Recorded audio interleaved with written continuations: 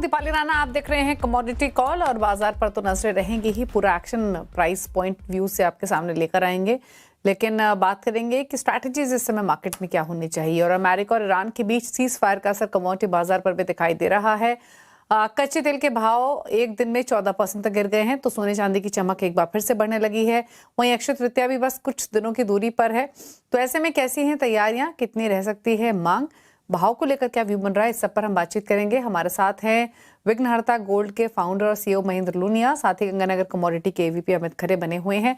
आप दोनों का ही स्वागत है शो में। सबसे पहले तो इनफैक्ट सोने चांदी के साथ शुरुआत करेंगे और प्राइस पॉइंट ऑफ व्यू से क्या रणनीति हो सकती है उस पर फोकस करते हैं।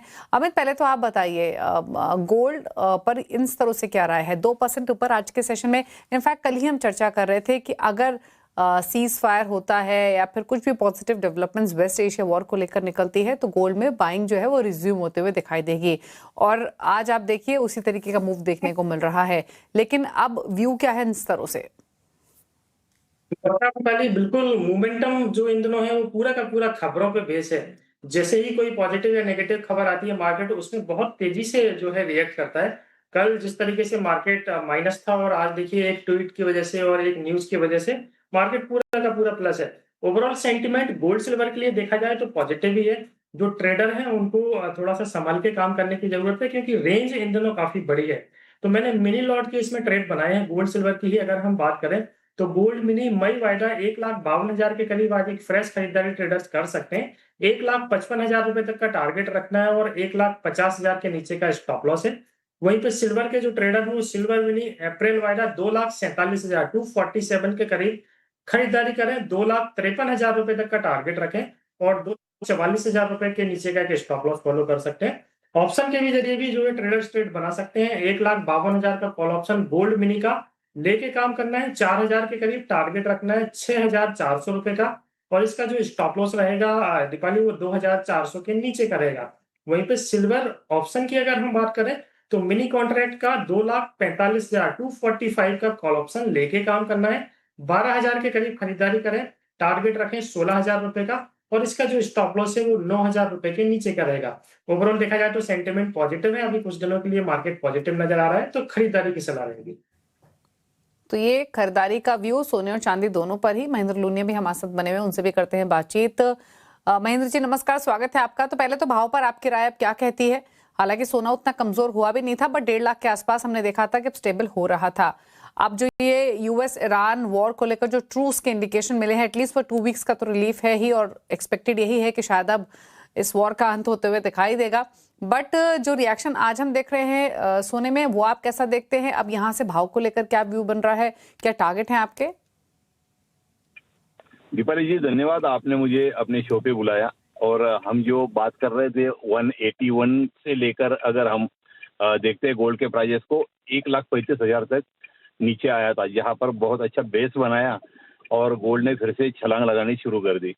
अब जब ये वॉर रुका हुआ है और क्रूड में का पैसा निकाल कर या था वहां पर की प्रॉफिट भी क्विक होते हुए वो पैसा फिर से अभी गोल्ड में आ रहा है, तो गोल्ड की डिमांड भी बढ़ रही है। दूसरी चीज, इस पूरे माहौल ने यूएस का जो इकोनॉमिकल डेटा है फिर से एक बार अफेक्टेड किया हुआ है।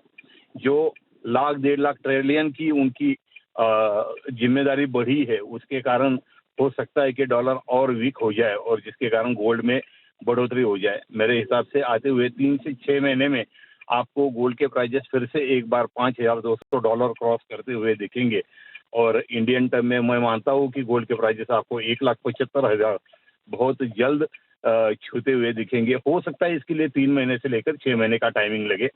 अभी के लिए गोल्ड में इन्वेस्टमेंट बनता है और हमने हमारे सभी ग्राहकों को यही एडवाइस किया था जब पहली बार 1,52,000 रुपया 1,52,000 तोड़ के नीचे गया था, तो हमने हमारे सभी कस्टमर को यही बताया था this is the right time to invest. और हमारे काफी कस्टमर्स ने यहाँ पे इन्वेस्टमेंट किया था। मैं आज भी आपके माध्यम से यही कहना चाहूंगा कि this is the right time to invest gold for longer term. तो यहाँ पर से आपको 1,75 हो सकता है कि जुलाई के दरमियान आपको मिले। हो सकता है इस अक्षय तृतीया में आपको सोने के दाम थोड़े से ऊंचे रेट पे खरीदारी करने लगे, लेकिन करना बेहतर होगा, समझदारी होगी। क्योंकि आते हुए 2-3 सालों में तो गोल्ड अच्छा, और फिर ये भी बताइए ऊपर महेंद्र जी, जाएगा। कैसी बाइंग आप एक्सपेक्ट कर रहे हैं अक्षय तृतीया के मौके पर? क्योंकि एक चीज तो क्लियर है, ये 1.5 लाख का जो भाव है, इसकी एक्सेप्टेंस तो आ चुकी है कंज्यूमर के मन में। तो अब किस तरीके की बाइंग आप एंटिसिपेट कर रहे हैं? 1,81,000 देखने के बाद गोल्ड जब एक 50 के करीब है, तो लोगों के लिए तो ये ऐसा मौका है कि हाँ भाई, थोड़ा सस्ता हो गया है तो हम कर सकते हैं, यानी कि अफोर्ड कर सकते हैं। तो वो बस एक मेंटली एक परिणाम रहता है, अब सस्ता हुआ है। दूसरी चीज, शादियों का माहौल है, तो गहनों की खरीदारी होगी, जम के होगी, और इन्वेस्टमेंट पॉइंट ऑफ व्यू से भी गोल्ड की डिमांड बढ़ रही है। खैर, हमारे पास तो इन्वेस्टमेंट का ही जरिया रहता है, क्योंकि डिजिटल गोल्ड में तो हमारे पास भी काफी सारे बुकिंग्स हो रहे हैं। ओके, चलिए, शुक्रिया सर आने के लिए शो में और बताने के लिए। भाव पर तो आपने राय दी ही, लेकिन मोस्ट इंपॉर्टेंट एक्सेप्टेंस आई है कंज्यूमर्स के बीच में, बाइंग यहाँ से बढ़ते हुए देख रहे हैं अक्षय तृतीया के मौके पर भी। शुक्रिया आपका। चलिए, रुकने इसी के साथ एक ब्रेक के लिए, लौटेंगे तो बात करेंगे ट्रेडिंग स्ट्रैटेजीज की, समझेंगे कहाँ पर है ट्रेडिंग के मौके कमोडिटीज में, एक ब्रेक के बाद।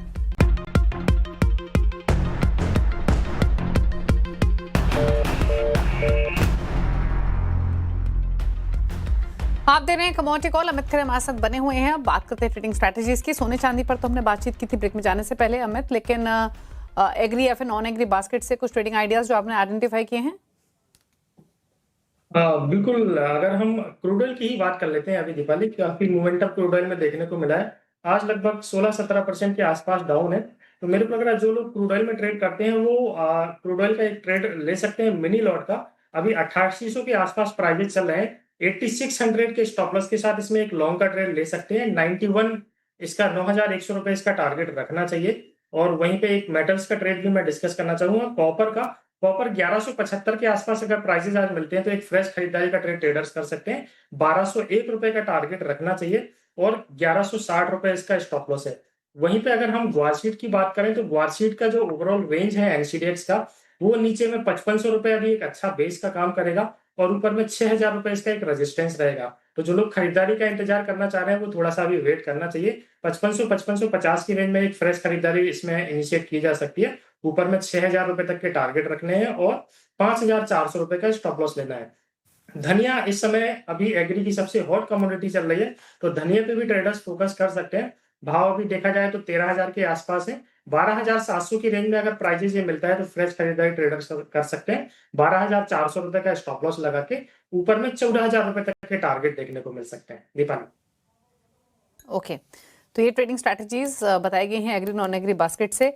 अच्छा, क्विकली एक राय बेस मेटल्स पर ले लेते हैं। ये कॉपर, जिंक, एल्यूमिनियम, ये कैसे लग रहे हैं आपको इन स्तरों से, और क्या राय रहेगी यहाँ पर?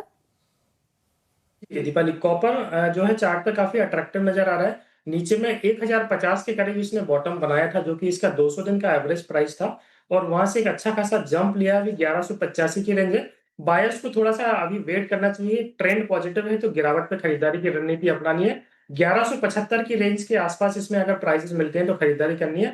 1201 रुपए का टारगेट रखना है 2 से 3 ट्रेडिंग सेशन का, और नीचे में 1160 रुपए का स्टॉप लॉस है। वहीं पे जिंक की अगर हम बात करें तो काफी लंबे समय बाद वापस फिर से जो इसका रेजिस्टेंस था उसको क्रॉस इसने किया है 330 रुपए का। अभी भाव वही चल रहा है 329 रुपए 75 पैसे। तो मौजूदा भाव पे आज खरीदारी की जा सकती है। 327 रुपए का स्टॉप लॉस लगाना है और ऊपर में 334 रुपए तक का टारगेट रखना है। दीपाली। ओके, तो ये बात हुई बेस मेटल पैक की। हालांकि अच्छी तेजी हम देख रहे हैं कॉपर में खास तौर से, जहां पर गेन सस्टेन होते हुए दिखाई दे रहे हैं।